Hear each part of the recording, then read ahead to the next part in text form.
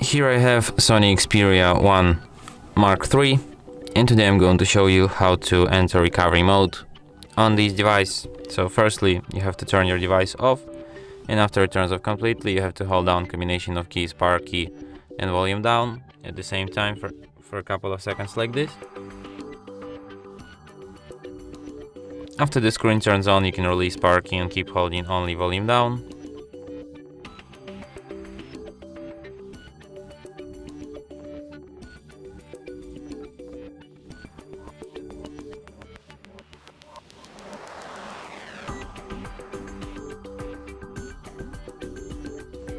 And after that you will end up in recovery mode. Here in the recovery mode you can use volume keys to navigate and power key to select, and you have such options as Reboot System Now, Reboot to Bootloader, Enter Fast Boot, Apply Update from ADB, Apply Update from SD card, Wipe Data Factory Reset, Mount System, View Recovery Logs, Run Graphics Test, Run Local Test and Power Off.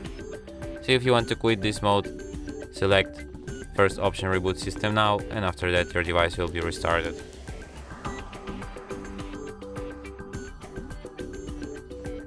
And that's it. Thanks for watching.